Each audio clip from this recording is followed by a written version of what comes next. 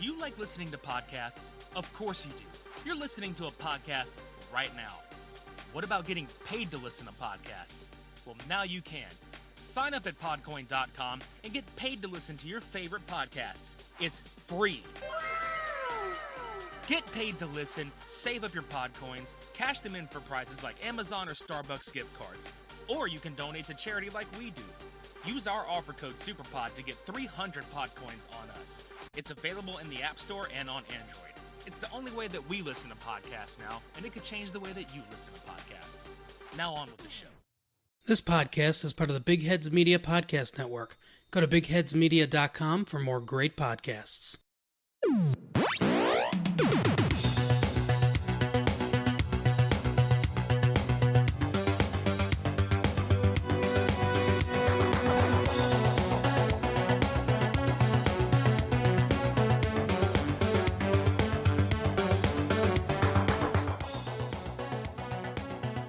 What up? We be dancing We are dancing our asses off. and our mic stands. Yeah, you don't get to see that just yet. Squeaky, squeaky, squeaky. Welcome to a special Q&A edition of the Super Media Bros podcast. I'm Midnight Agent Raw. And I'm Okame. Got a few short questions, but we're going to make the most of it because we haven't done one of these in a long while. And every now and then we like to say, hey, come ask us something. And then nobody asks anything. But then on the off chance that it gets retweeted, we get questions. And we give answers. Yeah. I think we had about the same amount of questions last time because some of them were like two-parters. I know a couple of these are like a little bit of like, hey, this is a two-parter. Some of them can be more elaborate answers. And then obviously we have like the one or two that are like, What the fuck? you bastards. Like, seriously. Yeah. But I'm gonna just sit here and say, how are you doing, sir? That's my question to you. How are you doing? How am I? Mm-hmm. I am good.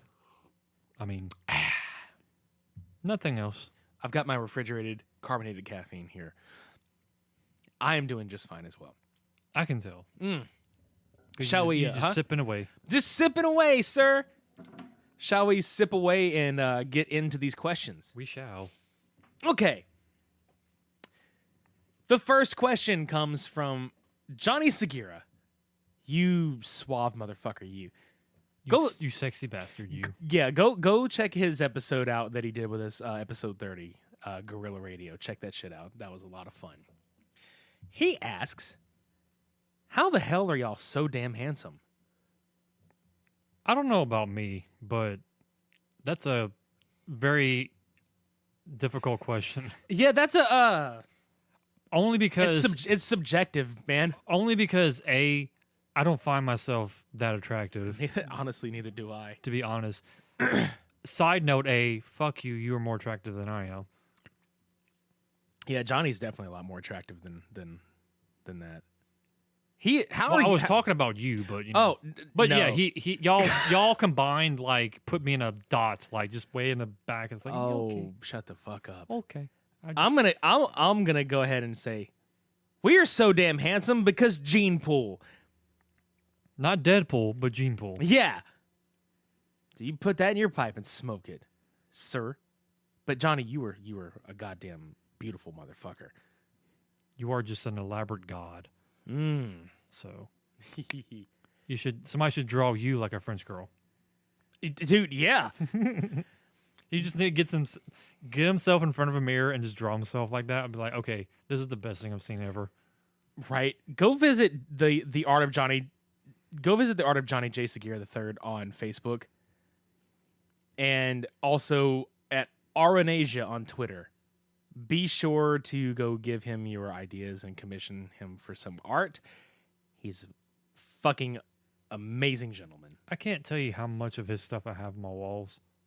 Like, I commissioned him for like 2 or 3 things by now, but everything else is stuff that I picked up on his, in his booth at the Comic Cons that he goes to. One of them I won from a Smash Brothers tournament, which was really awesome. But yeah, everything is, most of my artwork is his stuff. Like, that's how much I love his work. Yeah, I've got some of his stuff too, and he actually created the episode artwork for the 30th one we did. Like before we started actually featuring prominently doing like this is well before we got onto YouTube, starting putting our shit up there. That's basically where it all came from. And for boy, that are we episode. awesome looking. Yeah, hell yeah, man. Like a matter of fact, the reason. Okay, I'll re-answer your question, dude. How the hell are y'all so damn handsome? Because you fucking drew us that way, dude. I mean, I still use that part of the picture as my Instagram picture. Like, that's just how awesome it is. Mm-hmm. Yeah, I alternate my profile pictures a lot just to kind of keep current or whatever. But yeah, I used my portion of that for my profile picture for quite a while too. Mhm. So yeah. I may need to change mine up. Maybe. All right. So the next question. Some of these questions are from fellow podcasters, which I thought was pretty cool too. So Ashley, hey, what's up, girly? From the creepy. Hey. Hey. How you doing?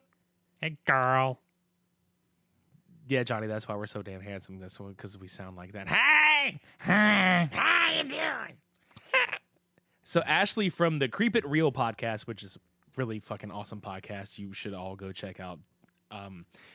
This was, and I need to stress that some of these questions we were asked like around April, and we realized it's taken some time to get around to recording this, but we wanted to make sure we had enough questions to fucking do an A episode. substantial list, yes. Yeah. And enough time to think about it, too. Yeah, because I think she was excited for the Evil Bong and Ginger Dead Man episode we did. I mean, who isn't? Yeah, exactly. So her question to us was kind of like a duel because there's two subjects. Favorite movie to watch / album to listen to while getting high as a kite. Not gonna lie, I don't smoke. I don't have anything against it. Don't get me wrong. I just never got introduced into it properly. And I think a lot of the job scenarios kind of inhibit me from trying it. So that's just a big, can't really answer that properly. But favorite movie to watch, album to listen to, I mean, there's just way too many, especially if I'm just like in a specific mental state per se. There's really not a favorite album that I drastically have to go to like immediately. It's usually just based on the genres of the music. Here lately, it's been more of the, metalcore or hardcore metal, just whatever kind of metal, but mostly like the Devil Wears Prada, We Came as Romans, Dance Gavin Dance, stuff like that. I have a playlist of just a lot of music like that. I listen to a lot of the 80s synthwave, like our guys from Fixed Neon, pretty much all of them. Pilot, goddamn, I can't think for a second. LeBrock, Ace Marino, all of them guys. I have a separate playlist whenever I'm feeling kind of creative in a way, to where I can actually have like a good mental flow to like put stuff on a paper or on here or whatever you want to call it. Outside of that, just I spam Monster Cat music constantly. So that's the music side. Movie side, I mean, there's no definitive movie, because while I have my favorites, there isn't one or two or a handful of per se that I can go to as far as like, okay, I'm feeling like this, I want to watch this, because I don't really look at movies that way. I look at them as like entertainment value for one, and then the quality behind it for two. So while I can sit here and say like, yeah, Star Wars, pretty much all the Star Wars films I can watch over and over again. Anything that was mentioned at the Derek Savage 420 Awards. Pretty much. As much as we don't like to name drop that bastard on our podcast in a positive note, yeah. But I mean, if you think about it, when we watched those mock Marvel movies drunk, I mean, that was pretty much like an inspiration while we're fucked up. That's true. So in a way, that one episode we did with the Bulk, Captain Battle, Metal Man, and the Thor movie, yeah, Thunderstruck, Thunderstorm, The Return of Thunderstorm, whatever you want to call it. Yeah, it was pretty shit. Those films definitely will incite being stoned or drunk or just on something, because like you can't take those films seriously. Favorite movie or album? Okay. I do smoke pot. Very rarely these days, but I do. As far as what to watch or listen to that would be considered a favorite, I know a lot of you out there would be like, "Oh, Pink Floyd's The Wall." Yeah, I mean, that's a good obvious pick, but honestly, the movie and subject matter of the album are so goddamn heavy. No. Now, as far as what I do actually listen to, synthwave is perfect to listen to when you're kind of out of your head a bit because you can get lost in it. As far as an album specifically, you're gonna laugh at this, dude. I really like to listen to Eiffel 65's Europop. There's nothing wrong with that. I mean, it's when in that mindset though, dude, you kind of get spaced out and you just start focusing on like more so than I normally do. You start focusing on like specific pieces of it. So as far as an album is concerned, that's one of them. And then I would have to say the Shadow Task EP from Pilot is another really high one up for me because just in general, like synthwave in general, but I really like that album a lot. But I also really enjoy the Europop album from Eiffel 65 for a multitude of reasons. One, like it's a good one to listen to in that mindset. Second off, it's a complete nostalgia trip for me personally. You know, now that you mention it, I do gravitate to one particular album quite often. Just it's more of like a fate-based institute per se. Discovery from Daft I was Punk. actually about to say the same thing. Because I catch myself catching one more time in my head all the time. So it makes me just want to go back through the album. And the whole album, while it being such a good journey on its own, like is like you said with Eiffel, you pick apart each song and you start to pick up like, okay, this part of the song, I forgot about this part. Yeah. Or I noticed it just now. And it makes you feel like you can do like creative like thinking and logical stuff and processing and whatever you want to call it. So that's I guess I can say that would be a good album for me for certain situations. Well, that was the reason I was saying I was about to mention that because that ties into the movie. I like watching their Interstellar 5555 while fucked up beyond all belief on it. When I say fucked up beyond all belief, like just Didn't we watch that like last year? we did. I really dig their Electroma film too. It's very art house. It's very very art house based. But yeah, I have to say Eiffel 65's Europop is album, and then also Daft Punk's Discovery is like legit right up there with it with the Interstellar 5555 film.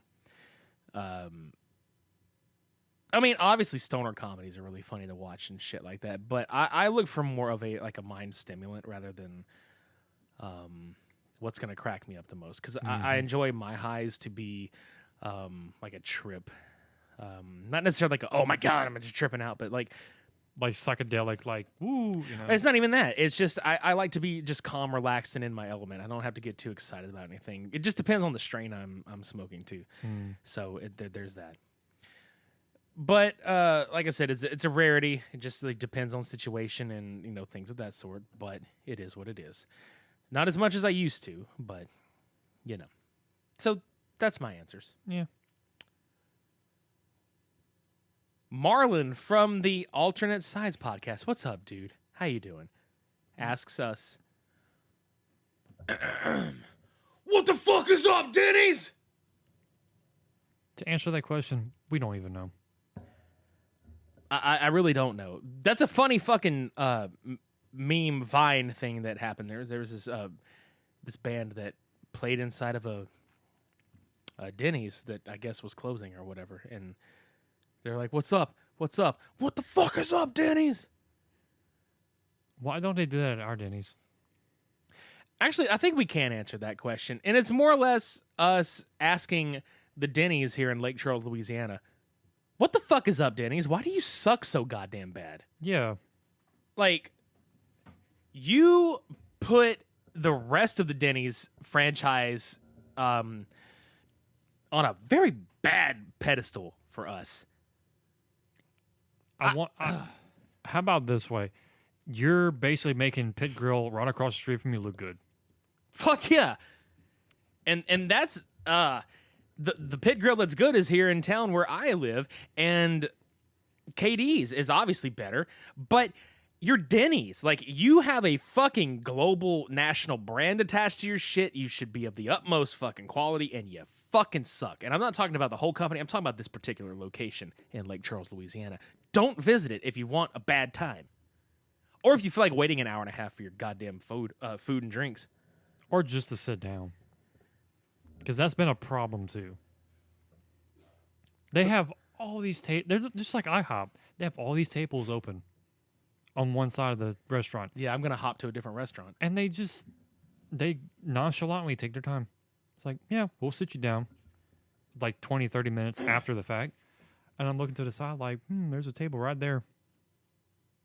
Looks nice for our butts to sit in, but no. But that's what the fuck is up, Denny's. I bet, Marlon, I know you probably didn't expect that fucking rant from asking that question. But you got it. This kind of goes back to our Patreon episode with the food. Yeah, if you guys want to subscribe to our Patreon and donate and shit, we put out exclusive content. And one of the episodes dealt with our fast food experiences. So that probably, it's funny recording that one. Completely forgot about our Denny's experience together, and that probably would have made for a great story. But hey, we got to share it here, so you got some little juice of content. Yeah, that's a teaser. So if you want more of that shit, go to our Patreon. You want the whole squeeze, the whole lemonade stand? Yeah, go to it. Not just a drop of lemonade. Super Media Bros lemonade. Mm-hmm. Oh, market that. Yeah, write that down. Sweet and tangy. Fuck yeah. Sweet and bossy. That's it.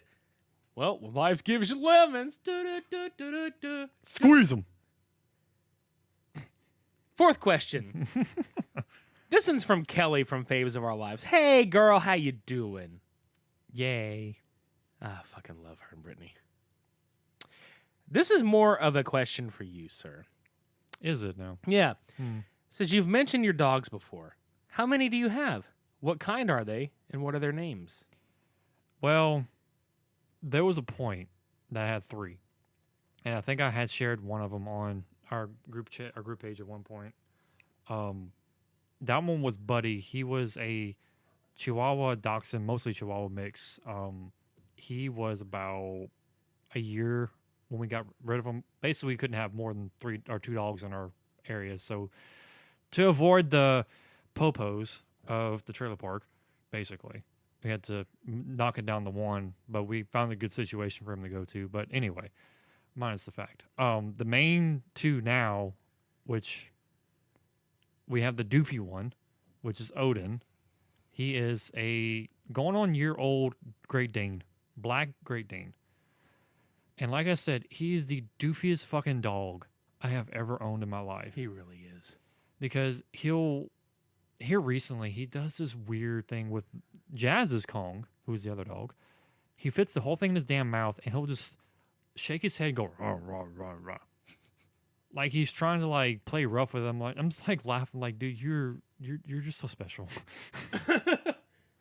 But he, like I said, he's a good boy though. He's fantastic dog. Like he'll lay with you. He'll like try and be all sweet and stuff, and then he'll just break. Like he'll twist his body this weird contortionist angle and just sleep like that. And I'm like, how is that even comfortable? He thinks he's a puppy, dude. Yeah, he's like 80 something pounds of dog. He's almost as tall as me. If he stood on hind legs, he probably would be as tall, if not taller than me. Yeah, that's pretty fucking tall, too. And he stands about waist high to me, like, all the way up. I'm like, this dog is fucking big already. And he sits on your lap like he is a lap dog, and this fucker, like, puts pressure on my dick and my balls, and it hurts like fucking hell. He owns your ass. So he pretty much brings the thunder down my balls, like, slams. Like, oh, shit. The thunder 2 down under. Yeah. Not from, but to. And then, like I mentioned, Jazz, she is a 3-year-old pit mix, which she's the most lovable dog. That is the sweetest fucking animal I have ever met. She I've had her the longest because she trains so well. She responds so well to me, and she just has that face, like that pretty smile. Whenever pit bulls have that really good grin on them, like you can't help but melt. Basically, it's just so wonderful. But just she has an attitude at times, and is especially when she does the little ropes that we have. Whenever she gets out of her cage, she'll come and hand me the rope. Like I have my hand on the recliner. She'll put the rope in my hand. And I know exactly what she wants me to do. She wants me to like fucking flail her ass, which she's like 70 pounds as well. So she's not real small either. No, that dog is all fucking muscle. She's a beef. So Beefcake! Beefcake! so if you can imagine, guys, me doing that rope training like they do in the gyms with her. battle ropes with the dog. Like they whip the rope and stuff. Like Yeah. that's me doing her like up and down. She's just up and down. And it's so fucking fun. That was a pretty accurate representation of what she sounds like. But what's even funnier is her trying to fight, or not really fight, play with Odin. Like, she'll growl 10 times harder at him, even though she's just joking. Yeah. She's just, like, just really intense. I'm just looking at her like, holy shit, calm your damn nuts down. And he has that whole, like, oh. Yeah, he's just like, oh. And she's just like fucking, she's the MGM, like, dub over with the guy doing the, that's her, basically, in a nutshell. But like I said, she's sweet, lovable, very well-trained dog, and she's like my second child, basically. Odin reminds me of Eeyore. Yeah. A very big Eeyore. Seriously. Oh, dear. Yeah. I don't have a dog, Kelly. I have a cat. Who has his own Instagram. Yeah. Yep. Trickster _cat _Loki. The bitch is insta famous. Not really, but I do also have a snake. It's a white-sided bull snake. I keep forgetting that, dude. It's fucked up because like I know you do have a snake, but I always forget that he's there because he's he's in my room. He doesn't really... he's climate controlled. Yeah. But yeah, he's a white-sided bull snake. He's about 2 years old, I think, now. 3 feet, 4 feet. I'm not sure how long he is. I have to measure him. But he's he's a little bit bigger around than my thumb as far as like size, like just a tad bit bigger. He hopes to grow one day into the size of the cancer-infested snake from Hard Ticket to Hawaii. He needs a Hollywood role, and that would be perfect. Just come out of the fucking crapper. Son of Crapper Snake. Yeah. White-sided crap snake. Right. But yeah, Yeah. like, yeah. But yeah, that's his name's Jormoon. So, Fuck yeah. but yeah, those are our animals. Yeah. And I was gonna say Loki is just a plain old long-haired domestic black house cat. Emotional bastard. Yeah, he's vocal when he wants to be. He's sweet when he wants to be, and he's an asshole 100% of the time. He's like a Sour Patch cat. Sour Catch Kids. Mm-hmm. Sour Cat's kids. Yeah, he's a good cat. Cats. He's a good sweet boy. Yeah, when he wants to be. Yeah. He likes to sleep in shoes, and I think it's funny. Like, Well, I don't know what it is, but he likes to. He if anybody comes over to the house and they take their shoes off the door, he immediately like will go over and lay on their shoes, sniff it and lay on their shoes. Not only that, he seems to love me like so much more than everybody else. Yeah, he likes company. I think that's the thing too. Is anybody that comes over, he's just like, "Hey, new people, pet me, love me," and he's used to seeing me all the fucking time. So he's just like, "Dude, fuck off. I see you every day, Dad. Kiss my ass." No, thank you. But yeah, that's our animals, and we love them. They're secret / not so secret mascots of this show. So Which y'all probably heard the dogs more than anybody, honestly. there was I'm trying to remember what episode it was. I think it might have been Monster Catastrophe. I can't remember the episode number, but that title, I think, was the one where Loki meowed into the microphone. I think either you squeezed him into it or he was in the background. Just No, I went to pick him up. I was trying to pick him up towards the microphone to get him in position to see if he'd meow. And I fucking picked him up, and I think my thumb caught his rib really. I felt bad for it, but he was just like, "Meow." And I was like, oh, fuck. that's a hurt kitty. And he was okay, though. He just looked at me like, Dad, why? I don't want to talk. I don't want fame like this. And I'm like, just lick it, at least. Just lick the microphone. You just hear. It's like, okay. I'm gonna I'm gonna get this right now because I fucked up a long time ago and I felt like a dumbass. Not Australia, goddammit, because it's not. Our boys from down under in New Zealand, from the Esoterica podcast, who are also amazing, and you should also go check them out. They are really fucking great and fine gentlemen. They ask us, what is your favorite moment ever in a video game? There's just so many good moments. Like I'm digging deep for these because I've been gaming since I was like 6, and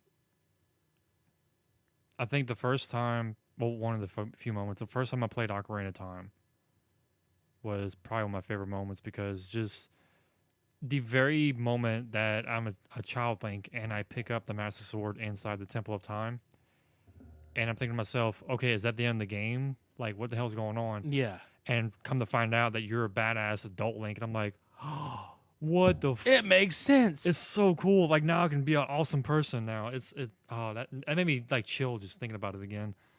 Oh, I love that moment so much. But I mean, again, Zelda's been one of my favorite games, period, from the beginning to now. So there's a lot of moments in there that are pretty memorable, but that one was probably my prime out of all of them. And then here recently, like Borderlands has been pretty occupant of my time, and just getting that character built just right, especially with like Krieg. Like when I got Krieg to where he is now, he's like almost 70 right now.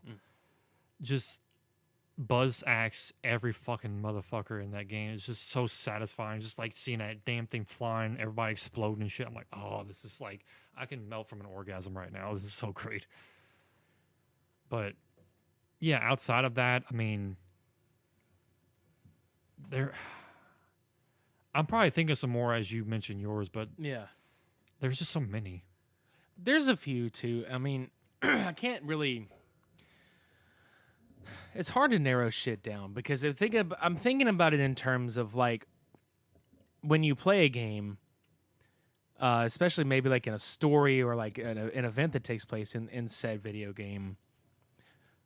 There, and I keep mentioning the Spider-Man PS4 game, but it was just a really great playthrough and it was a really great story. I think there are a couple of key moments in that game that stand out for me, and one of them is the moment when it's revealed that, spoilers, obviously. Okay. I was waiting. The moment when Norman Osborn goes back into his lab in his penthouse and reveals that Harry has not been on vacation the whole time, but has been in this fucking water stasis tank with the symbiote. And that blew my fucking mind because I'm thinking, shit, they're going to give Harry Osborn the fucking symbiote. And he may be Venom in the next one. Mm-hmm. Also in that game was when Miles Morales reveals to Peter Parker that he got bit by the spider and he jumps up on the roof, and then Parker in turn turns around and does the same shit. And it's like, I love their character dynamic with each other, as Peter is just kind of like, I need to be, for this kid, essentially what Tony Stark was for him in the MCU, like a kind of a mentor. Yeah.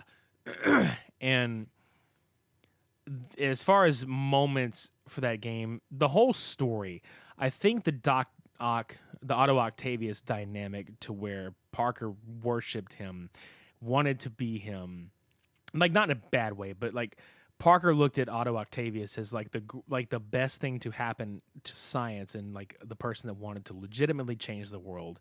And knowing that he like accidentally had a hand in creating some of the tech that he winds up using for his arms, and you know, the whole tie-in with that was really well done, and it was just a really good emotional arc. And now, as far as I think as far as holy shit moments are concerned, I say holy shit, and my definition of holy shit's like a little different than like, oh my god, this reveal or that reveal. I think one of the greatest moments in a video game for me personally, and this is probably so fucking minor compared to people that could talk about like Halo and stories that games that have like humongous stories. I vividly remember playing Grand Theft Auto's Vice City and rolling across an exact recreation of Tony Montana's mansion from the fucking movie Scarface. I remember that place. And I was like, what the fuck? I can buy this motherfucker? Mm-hmm. I bought that motherfucker too. Say hello to my big old house. Yeah. But I think the Spider-Man one was like the greatest for me personally because that shit always has me in an emotional fucking conundrum with myself. That game really got me going, like emotionally, when Aunt May passed away. Yeah, that's the other one too, and Like, it's oof. I have not cried so hard in a video game. Like Wait. that. They fought against it too. I want to say the game company, because the game company wanted to kill her. Marvel didn't want him to, and they sent them all the work they had done on it, and they were like, "Wow, you're doing such a fantastic job. You can fucking kill her." Yeah, like they didn't do it just to kill her. Like there was a reasoning behind it. Yeah, It was pretty much like how Ben died. That gave Peter that motivation to be better or to take responsibility for what he has now. Mm-hmm. Now is basically the same role, but it's just Peter was so on the edge of like if he's doing anything right with what he's got with him. And Aunt May's like, no, you have been such a blessing to this world. Like, don't ever doubt yourself. yeah, And her dying breath was pretty much the wake up call that Peter needed to snap out of it. And man, it was just seeing how well that they animate his face to just deal with grief. Like it was just so heartbreaking. Mm. You know, I didn't want her to die either. Like I kept telling myself the entire time that they released that toxin in the air, I was like, I knew they were going to kill her off, but I wasn't ready for it. And it happened. And like I said, I wasn't ready. yeah. Neither was I. Not at all for that. It was again a good emotional weight for that story. Mm-hmm. But And yeah, say as far as other games concerned, like you said, you nailed one of them with Zelda, the Ocarina of Time. I also really enjoyed like some moments in Wind Waker. Also, speaking of Zelda, I just remember this scene. Like, it hits me so hard, too, like, emotional-wise. The very last moments of Day 3, where you do I can't remember the name of the quest, but it's based on Angie and Kaiju, or Kaiji, whatever his name is. Mm-hmm. The guy that gets shrunk into a kid, and he's getting married to Angie, or Anju. There's this whole sequence of quests that you have to do to basically reunite them. And the very last moment on Day 3 is like within the last, I think, 12 hours or 6 hours, something like that. And they have this very heartwarming reunion where she has her dress on this little mannequin right next to her and the mask in her hand that she has. And he finally got a hold of his mask for the wedding. And they combined the two to make the marriage mask, or I forget what it's called. But anyway, the point is, they realize that no matter what happens to either one of them, that their love for each other can triumph even through darkest times. And it's just, you can't help but just tear up watching them unite and just hold each other while the moon is crashing down on Termina. Like, they're pushing through all obstacles, even till death. Like, that's just such a memorable moment to me. Like, I can never forget that one. And then another moment that I just recalled too while you were talking, the reveal of who you are in KOTOR. Yeah, that's a good one too. I remember playing that game and just enjoying BioWare's attempt at the Star Wars universe, like the customization, the battle sequences, stuff like that. And the story was just phenomenal. But what I wasn't expecting was you were the main villain. Yeah. And you just... What a mind fuck. Like, you have decisions. Like, okay, I can be the dark side or I can be the light side. But you have such a tie into the dark side already. That like, do I really want to be that bad person again, or do I want to overcome that and be the good side? Well, me personally, fuck the light side. I'm gonna go to the dark side no matter what. But it's just like it was such a mind fuck, like you said. Like, how can you sit there and not like, oh my god, what the fuck is going on with this scene? Because like you finally reveal like your past, and there was such an impact on the future, and you can't forget that kind of shit. I actually have one that's kind of funny, and it's not. I say greatest moment for a comedic reason. If anybody out there, especially you guys over there, if you've ever played the original Ghosts and Goblins for the Nintendo, you beat the game, okay? But you don't beat the game. The fucking reveal that the entirety of that game was a fucking dream sequence and you have to beat it a second time to actually beat the game is a really fucked up, oh my god, are you serious, troll moment. Mm-hmm. So that is pretty funny to me. Also, I think I might have mentioned this before. My Ninja Gaiden freak out. It's not so much. No, we best, talked about this outside the other day. This is funny. It's not so much like the greatest moment. It's probably like one of my most memorable moments because it's such a phenomenal game, but the difficulty on Hurricane Pack or Black or whatever the version is such a fucking bitch. I got to this fight with Rachel's sister, that demon cunt that like flies around the cathedral and throws those pillars at you and shit. I did not realize how hard games were until I played that game. I stood in my grandmother's house with my Xbox controller in hand for a solid hour trying to beat that bitch. I got so fucking ragey. I threw my controller towards the wall and it cracked all along the seam of where the controller like went together. I threw that game back in the pile for a year. I was so fucking done with that game. That sounds like me in Arkham Knight. But Arkham Knight I can understand because that fucking that yeah, Batmobile shit. Yeah, the thing about Arkham Knight that I hated the most was working the Batmobile because they made it almost seemingly impossible to do, especially in the underground tunnel sequence where you're fucking fighting Deathstroke. And the giant fucking drills that are coming. Man, fuck that game. Mm-hmm. Seriously, fuck that game. I've beat it finally, but fuck that game, dude. Like, Also, a fairly new memory, like I think it's like 6 or 7 months ago, maybe longer than that. I don't remember. Horizon Zero Dawn.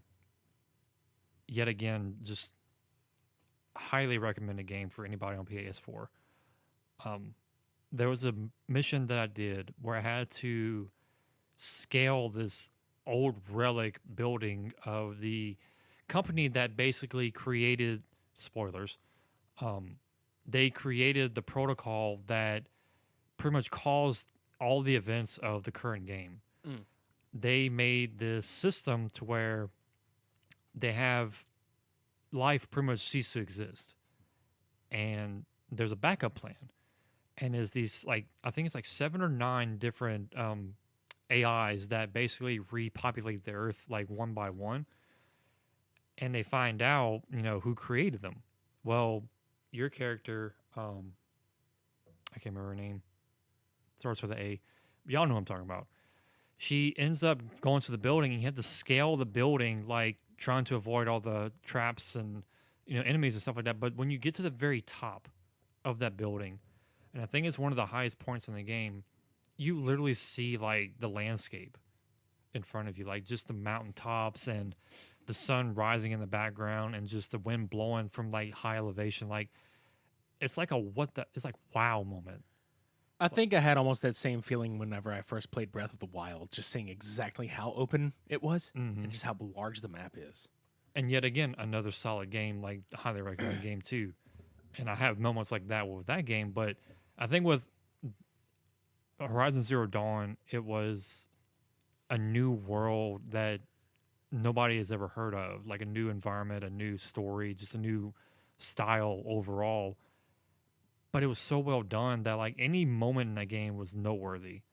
But just either that moment or taking down one of the Thunderjaws for the first time. Yeah. Because, oh my God, like that is just anxiety inducing. Is just taking those fuckers down because they're bigger than a fucking hill. Yeah. And I have strategized so many times how to take these fuckers down, and a few of them work. But just when they catch you, you're fucked. And it's just, like I said, it's thrilling, but at the same time, anxiety inducing to overcome that obstacle. And that's why I love that game so much, because it has this beautiful moments, then it has this like thrills, and then it's just oh shit moments. I have like one more, and it's from my childhood. So the very first game that I ever beat was Kirby's Adventure for the NES. Okay, so I feel like for me, it's not that I beat it was the greatest or my favorite moment. I think why it's my favorite moment was going through all the levels. Like obviously the story involves the Star Rod being stolen from the Dream Fountain, which keeps everything in Dreamland, safe. So when you get to the end, it's been telling you the whole time that King Dedede had taken the Star Rod. And you're kind of like, okay, well, you get to the end of the 7th stage and you fight him and you beat him and you take the Star Rod. But when that happens, you're trying to go put it back on the fountain, and Dedede is dragging at your feet, literally dragging at your feet, like with tears, and he's like, he's like, don't do it. He's just shaking his head, like, no. So Kirby kicks him and slams the Star Rod into the fountain.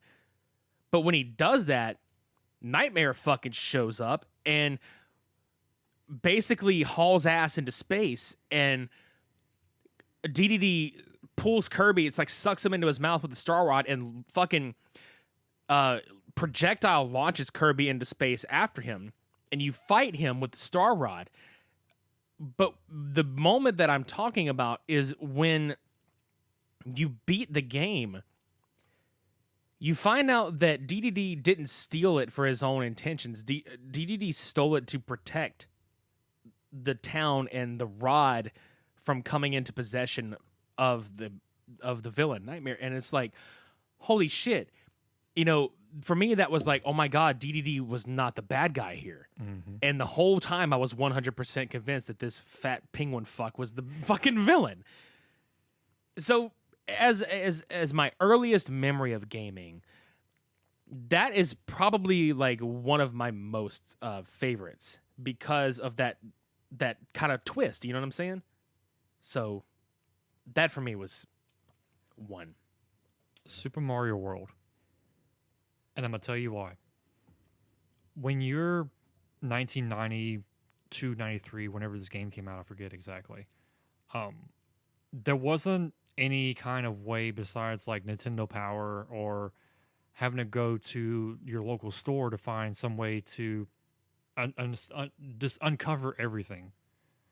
Well, I didn't have access to all this stuff. So I played the game like it did normally. And I replayed it so many times. It's my favorite Mario game, even above Mario Odyssey. And that's a good game too. Yeah. But the best moment from playing that game was when I found out Star Road existed. Because I was like... Yeah, all the secret levels and shit. Yeah, because you played this game so many times and you just discovered this like hidden path in one of these worlds. Like, especially in... what was it? Donut Plains? When you find the way to the star down there. And I was like, wait, there's this other hidden path. Let me go up here. And the star pops up, and I'm like, what is this shit? And do the warp up, and there's like this whole fucking star-shaped map. I'm like, holy shit, there's more to this game that I didn't even know about. Yeah, I think that's the first time that I figured out how to beat it without having to go through every world. Yeah, because you can literally go from World 2 to World 8 in like instant. Yeah, you go to the Vanilla Dome and you beat the level that's on top of the left side of the thing, and you get to there and you beat like the star roads in certain succession. You go to the bottom right corner, that takes you right to Bowser's Castle. The back door. Yeah, exactly. But also, I played those over and over again, and I eventually found yet again the extra stages. Like like what was it? It was like Dude, Tubular. Outrageous, Mondo. Yeah. Man, I can't tell you like how mind blown I was at this point. And also, fuck that one world where you had to do the pee like balloon shit through the whole fucking world. I was like, this can't be a fucking, and it is. You have to float through the whole entire world just to beat it. That was close to rage inducing too, because you don't have any other ability besides your own skills to know when to go down, when to go up, when to move, and to be there fast enough to get the next balloon, basically. Yeah. But just being able to discover, like, you beat this whole game, world for world, and got to Bowser, beat it, but there's still more shit you didn't find. I'm like, back when I was in like middle school, that was like a huge deal because, you don't do that stuff very often. Like, they don't make games that like make you do more after you beat it back in the day. Yeah. Nowadays, you pretty much have to buy DLC or, wait months before they add stuff to it for free. But back then it was like a huge deal. Oh, absolutely. Because I think it was one of the few games that people were finding out then. You know what I mean? To do that with, because like you see these games, especially like with Castlevania 2 as a prime example, where years later it's like, oh, this is what you're supposed to fucking do, because that game spoke so cryptically. So definitely. Yeah. But yeah, those are moments. That was a good question. That's a lot of answers. That's a very loaded answer question. Speaking of loaded, God damn it, Devin.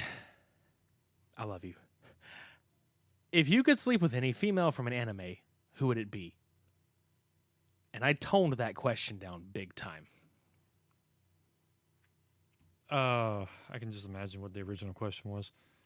But I don't put it past Devin for this. Yeah, and it's funny though, because like it's not that it was so ridiculously out there, toned down. I basically was just like, you know what?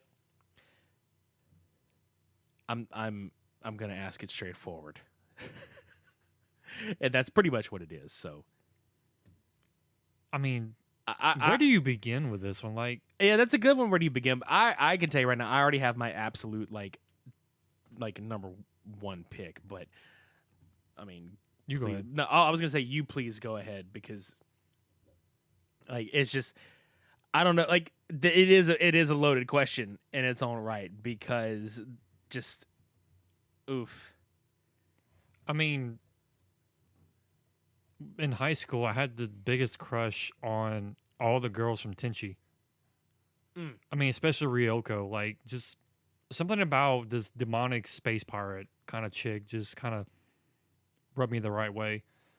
But I mean, not to mention all the other girls in there, like Ayaka and Washu and all them. Just, I don't know. I had this big thing for them back in the day. And then again, like, what was her name? Karu from Kenshin. Mm-hmm. I mean, I don't know why. I thought she was pretty cool. But other than that, I don't really think about that very often. Yeah, I don't either. But like I said, like as soon as I saw that question, I was like, well, I have like a top one. I actually have like a top two that would be for me, and it's funny just because like that goes back to the whole like, who was your first childhood cartoon crush? People's like Gadget from Chippendales, fucking like Jessica Rabbit, from like Who Framed Roger Rabbit. For me, it's not the top one, but like one of them would be Masane from Witchblade. Oh, I was about to say her too. And my other one would be Rin Asugi from Daughters of Nima Sign. It's the green hair, man. Mm-hmm. But she's just a badass too, though. That's the other thing. Both of them are badasses. Mm-hmm. Just like, holy fuck. I Plus, Rin is immortal, so she would outlive my sorry ass. I can't think of her name from Sword Art. She was the one that hooked up with Homeboy. I can't think of their names either, but she kind of stood out a little bit for me. And then, like you mentioned, Witchblade. Just Witchblade anime is just sexual, period. Because when they transform, like the character transforms into her persona's Witchblade, like it feels like Bayonetta. Just Yeah, yeah. overly sexual, just okay, we're getting some arousal here. Let's do this. But yeah, just Was it Asuna Asuna, yeah. from Yeah. Sword Art? Yeah, From I had Sword to Art. think. Yeah, Yeah. I had a thing for her too. And then weirdly enough, and this may sound really strange, but Major from Ghost in the Shell. Oh hell yeah, dude! That's not strange at all, man. Because, I mean, she's a hardcore bitch. Like, she's just badass, and, like, how can you not fall for that? Yeah, How can you absolutely. not want that? Even it's like a suit, like Yeah. a mech thing. I mean, fuck yeah. And besides, she ran around naked half the time anyway, in cloak form. So, New droid. yeah. Yeah, I think at least those two for me is Asune and Rin Mm. Asugi, because why not? And that's all. That's all the questions. I'm hoping we can do this again one day and actually have more questions to answer. I generally enjoy doing these episodes, so that's a thing. Mm-hmm. But yeah, that's it for that. We have episodes coming in the next couple weeks. Friday, we've got a catch-all episode coming out. We talk about some of the Marvel announcements from San Diego Comic-Con. We have the Terminator Dark Fate. We have like AEW wrestling. We have all kind of shit on this one coming out. Some so. more Monster Cat talk. Yeah, dude, like all kind of shit. So absolutely pay attention and listen to that one when it comes out. This could be some fun. We got Cult Cinema Showdown, UHF versus Stay Tuned coming the week after that. Right now, like July is about to end, and I want to say like today when you're listening to this, it's actually going to be the 31st. Yeah, so you'll be out of July by the time this all happens. We're gearing the fuck up for Halloween. Like already. We've been in Halloween mode since January. Actually, no, a lie. We've been in Halloween mode since last Halloween ended. Yeah, So, 24/7. I want to do a watch party again at some point. That was a lot of fun. We hosted a watch party on our Facebook page for Miami Connection not long ago, and that was pretty goddamn fun. It was Yeah, so we're thinking about doing that again one day. But somewhere on Facebook. somewhere on Facebook in Miami. Maybe not in Miami, but close Yeah, to it. true enough. But anyway, that's all I got for this one, and that's all your questions. Thank you guys very much for sending them in, and we'll do this again sometime. Mhm. It'll be a lot of fun. So we're gonna roll out of here. Keep forgetting wearing headphones and hearing that fucks with me as it It goes does. from one ear to the other with the drum roll. Okie dokie, that was a good Q&A session. It was. Till next time, I'm Midnight Agent Raw. I'm Okami. Shades on. We're off.